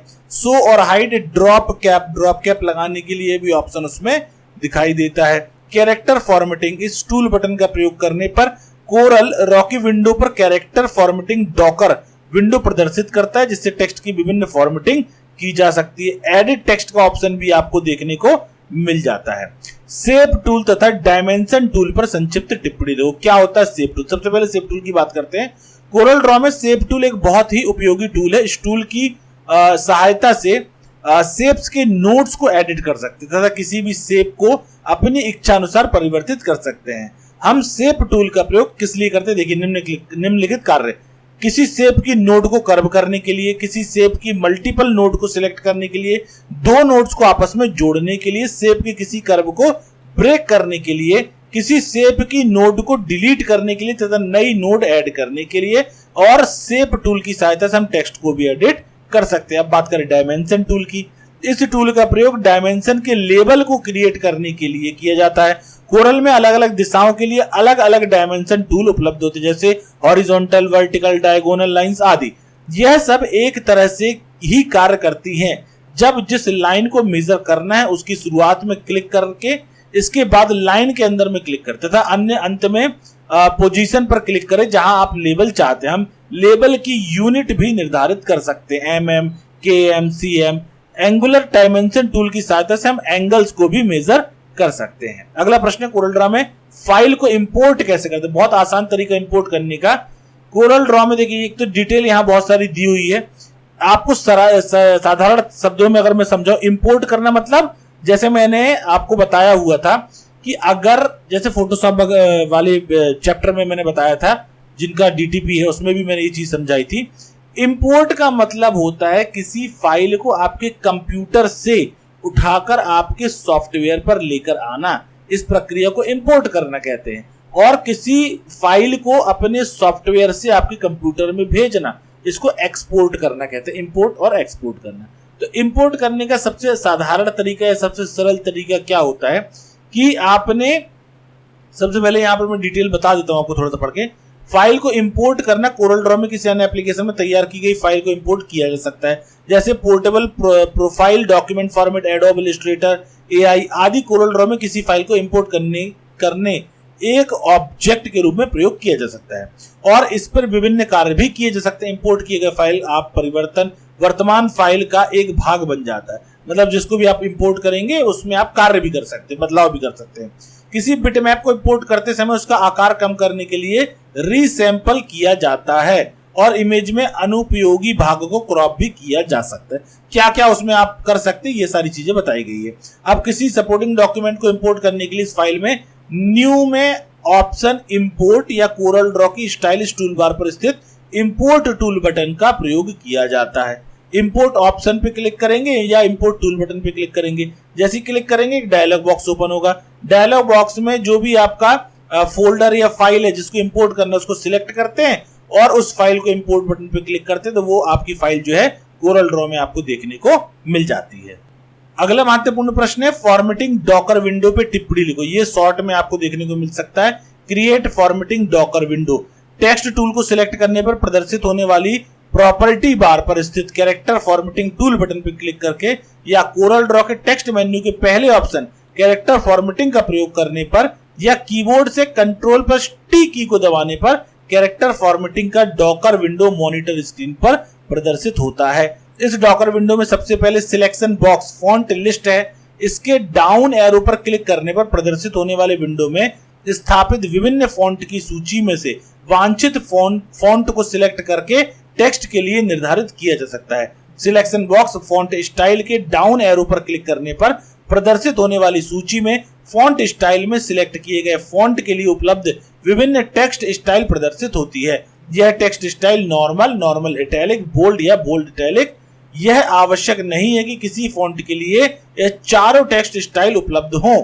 फॉन्ट के लिए उपलब्ध सूची में से वांछित टेक्स्ट लाइट को सिलेक्ट करके टेक्स्ट के लिए निर्धारित किया जा सकता है। मतलब ओवरऑल कहानी यह है कि फॉर्मेटिंग डॉकर विंडो कैसे ओपन होती है वो यहाँ पर बताया गया पहली बात, और उसमें क्या क्या चीजें हो सकती है उसके बारे में जानकारी दी गई है। पैराग्राफ फॉर्मेटिंग करना है तो पैराग्राफ का फॉर्मेटिंग डॉकर विंडो ओपन तो कैसे होता है। पैराग्राफ फॉर्मेटिंग का प्रयोग करने पर कोरल ड्रॉ की विंडो के दाईं ओर पैराग्राफ फॉर्मेटिंग डॉकर विंडो प्रदर्शित होता है। इस डॉकर विंडो में अलाइनमेंट भाग में दो ऑप्शन हॉरिजॉन्टल और वर्टिकल होते हैं। अलाइनमेंट का ऑप्शन आपको पैराग्राफ में देखने को मिलता है। यदि आर्किटेक्चर टेक्स्ट सिलेक्ट किया हुआ है तो इस विंडो में डॉकर विंडो में अलाइनमेंट भाग में वर्टिकल ऑप्शन अनुपलब्ध रहेगा, और यदि पैराग्राफ टेक्स्ट को सिलेक्ट किया है तो अलाइनमेंट भाग में स्थित दोनों ऑप्शन हॉरिजॉन्टल और वर्टिकल दोनों उपलब्ध रहते हैं। तो मुख्य रूप से यहाँ पर पैराग्राफ जो फॉर्मेटिंग का डॉकर विंडो आता है उसमें आपको अलाइनमेंट का ऑप्शन देखने को मिल जाता है। अलाइनमेंट के अलावा इंडेंट ऑप्शन भी आप यहाँ पर देख सकते हैं। टेक्स्ट को इंपोर्ट करने की प्रक्रिया अभी हमने ऊपर एक प्रश्न में ऑलरेडी देखी है। सेम यहाँ पर वही प्रक्रिया होती है। आपको इंपोर्ट बटन पर क्लिक करना होता है फाइल मेन्यू के अंदर। फाइल मेन्यू के अंदर या एडिट मेन्यू दो में आपको बटन दिखाई देगी और इंपोर्ट ऑप्शन दिखाई देगा, या स्टैंडर्ड टूल बार पे आपको दिखाई देगा। तो इंपोर्ट ऑप्शन पर क्लिक करेंगे, आपका जो विंडो खोलेगा, डायलॉग बॉक्स खोलेगा, वहां से सिस्टम से आपको उस फाइल को सिलेक्ट करना है और उसको ओपन कर लेना, जिससे आपका ये जो टेक्स्ट है वो आपके कोरल ड्रॉ में इंपोर्ट हो जाता है। और ये ध्यान रखिएगा आर्टिस्टिक मोड में ही ओपन होता है। अगला प्रश्न है ग्राफिक फाइल क्या होती है, किन्हीं 5 ग्राफिक फाइल की व्याख्या करें। अब ग्राफिक फाइल में BMP फाइल है, GIF फाइल है, इसके बारे में अपन ने फर्स्ट यूनिट में भी डिटेल में पढ़ा हुआ है। इमेज फाइल होती है, वीडियो फाइल होती है। तो एक BMP फाइल होती है, एक GIF फाइल होती है, एक JPEG फाइल होती है जिसके बारे में फर्स्ट यूनिट में हमने देखा हुआ है। इसके अलावा TIFF फाइल के बारे में भी देखा और EPS फाइल के बारे में भी देखा हुआ है। ये देखिए फर्स्ट वाली यूनिट में जहां पर हमने पढ़ा था types of graphics file format, उसमें हमने यहाँ पर ये सारे फाइल फॉर्मेट कब किसका विकास हुआ था, किसका फुल फॉर्म क्या है, इसके बारे में भी हमने फर्स्ट यूनिट में ये चीज देखी हुई थी। यूनिट 4 के बाद यूनिट 3 लिखा हुआ है, तो इसको भी यूनिट 3 नहीं, ये यूनिट 5 है। कोरल ड्रॉ में रूलर को किस प्रकार प्रदर्शित किया जाता है। कोरल ड्रॉ में किसी भी ग्राफिक फाइल विंडो के कार्यकारी क्षेत्र में बाय डिफॉल्ट हॉरिजॉन्टल और वर्टिकल रूलर प्रदर्शित होता है। हॉरिजॉन्टल रूलर विंडो के कार्यकारी क्षेत्र के ऊपर और वर्टिकल रूलर विंडो के कार्यकारी क्षेत्र के हवाई और मतलब ये लेफ्ट साइड में ऐसे में प्रदर्शित होता है।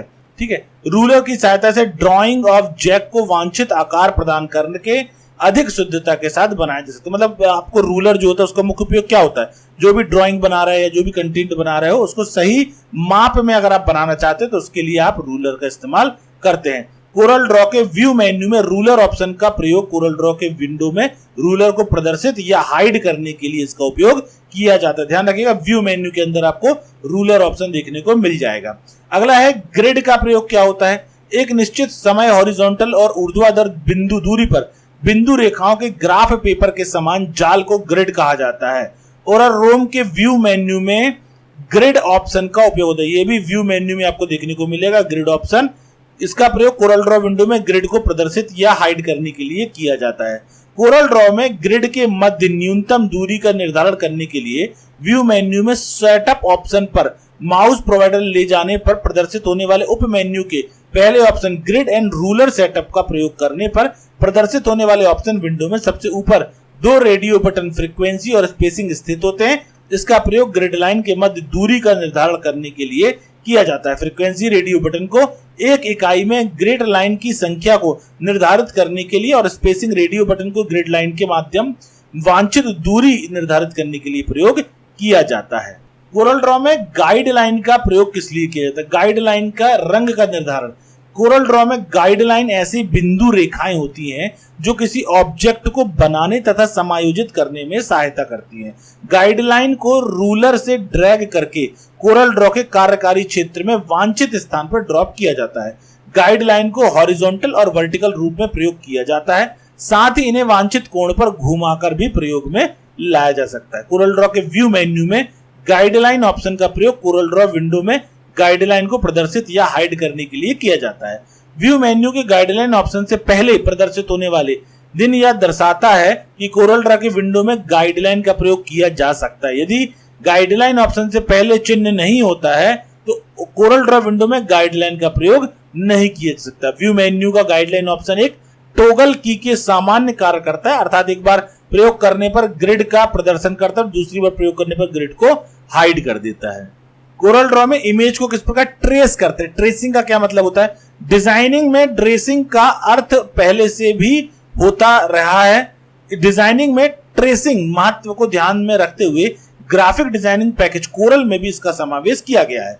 कोरल ड्रॉ में कई में भले ही वह ऑब्जेक्ट से इमेज में परिवर्तन की गई हो, किसी भी फाइल में इंपोर्ट किया गया हो, उसको ट्रेस करके ग्राफिक ऑब्जेक्ट के रूप में प्रयोग किया जा सकता है। इसमें इमेज तीन प्रकार से ट्रेस कर सकते हैं। एक तो होता क्विक ट्रेस, एक होता सेंटर लाइन ट्रेस, एक होता आउटलाइन ट्रेस। तीन होते प्रकार इसके, ध्यान रखिएगा। क्विक ट्रेस करने के लिए इमेज को सिलेक्ट करके कोरल ड्रॉ के बिटमैप मेन्यू के क्विक ट्रेस ऑप्शन या प्रॉपर्टी बार पर स्थित ट्रेस बिटमैप टूल बटन पर क्लिक करते हैं। इसी प्रकार से सेंटर लाइन ट्रेस करने के लिए बिटमैप मेन्यू के सेंटर लाइन ट्रेस ऑप्शन पर माउस प्रोवाइडर ले जाने पर प्रदर्शित होता है। उप मेन्यू में आउटलाइन ट्रेस ऑप्शन पर माउस प्रोवाइडर ले जाने पर प्रदर्शित होने वाले उप मेन्यू में से किसी भी ऑप्शन को सिलेक्ट करने पर मॉनिटर स्क्रीन पर पावर ट्रेस विंडो का प्रदर्शन होता है। मुख्य रूप से यहाँ पर जो क्विक ट्रेस हो, सेंटर लाइन ट्रेस हो या आउटलाइन ट्रेस हो, ये तीनों ऑप्शन आपको बिटमैप मेन्यू के अंदर देखने को मिल जाते हैं। कोरल ड्रॉ में कलर और फिल्स को समझाइए। क्या होता है कलर और फिल्स? मुख्य रूप से कोरल ड्रॉ में फिल्स, कलर और फिल्स जो है आकृतियों के अंदर रंग का निर्धारण करने के लिए इसका इस्तेमाल किया जाता है। Uniform fill, fountain fill, pattern fill, texture fill, PostScript texture fill तथा मैश फिल के रूप में इसका प्रयोग किया जाता है। CMYK एक कलर मॉडल होता है। CMYK कलर मॉडल के आधार पर ही रंगीन प्रिंटिंग की जाती है। कलर मॉडल में 4 रंग सियान, मैजेंटा, येलो और ब्लैक का प्रयोग किया जाता है। इसके अलावा RGB होता है जिसमें रेड, ग्रीन, ब्लू 3 कलरों का प्रयोग किया जाता है। इसके अलावा HSB होता है जिसमें ह्यू, सैचुरेशन और ब्राइटनेस को दिया जाता है। इसके अलावा ग्रे स्केल कलर मॉडल इसमें पाया जाता है जिसमें 256 सेंट 0 से 255 तक का प्रयोग करके रंगों का निर्माण किया जाता है। ऑब्जेक्ट को ग्रुप और कंबाइन करने से क्या आशा है? सिलेक्ट की गई सभी ऑब्जेक्ट को एक ही ऑब्जेक्ट के रूप में प्रयोग करने के लिए उसे ग्रुप कर लिया जाता है। सिलेक्ट किए गए ऑब्जेक्टिव ग्रुप करने के लिए कोरल ड्रॉ के अरेंज मेन्यू में ग्रुप ऑप्शन का प्रयोग किया जाता है। अभी जितने भी प्रश्न मैं पढ़ रहा हूं उन सभी में मैं मुख्य रूप से आपको ये बताना चाह रहा हूं कि किस मेन्यू के अंदर कौन सा ऑप्शन आता है, वो आपको बताना है। और उस मेन्यू के अंदर जो ऑप्शन आता है उसका प्रयोग क्या होता है वो तो आसान है, आप अपने शब्दों में लिख सकते हैं। जैसे यहाँ पे बोला भैया ग्रुप करना है या कंबाइन करने से अपन को देख के समझ में आ रहा है कि अलग अलग ऑब्जेक्ट अगर हैं, आपने 4 इमेज रखी, उन चारों को कंबाइन कर दिया, ग्रुप कर दिया तो वो एक इमेज बन गई। अब उसमें काम करोगे तो एक साथ काम किया जाएगा, ठीक है। तो इसको हम बोलते हैं कंबाइन करना या ग्रुप करना। लेकिन ये होता कहां से? ये होता है अरेंज मेन्यू में ग्रुप ऑप्शन का प्रयोग किया जाता है जिसके माध्यम से आप इसे ग्रुप कर सकते हो। या अरेंज मेन्यू में अनग्रुप होता है, तो अगर मान लो आपको उसको अलग अलग भी करना है तो वापस से आप उसे अनग्रुप भी कर सकते हैं। अगला है ऑब्जेक्ट को लॉक और अनलॉक करना समझाइए। कोरल ड्रॉ में डिजाइन पर कार्य करते समय ऑब्जेक्ट को किसी अन्य स्थान पर विस्थापित किए जाने और उसकी प्रॉपर्टी पर कई परिवर्तन किए जाने से रोकने के लिए उसको लॉक किया जा सकता है। अब मुख्य रूप से देखो अपन को समझ में आ गया कि भैया लॉक अनलॉक का मतलब क्या हुआ। कोई ऑब्जेक्ट पर कोई भी व्यक्ति बदलाव ना कर सके, इसलिए उस ऑब्जेक्ट को लॉक किया जा सकता है ताकि कोई और व्यक्ति उसे क्या ना करे, पासवर्ड के माध्यम से लॉक कर दिया जिससे अब वो क्या ना कर सके, उसको चेंजेस ना कर सके। लेकिन ये होता कहां से?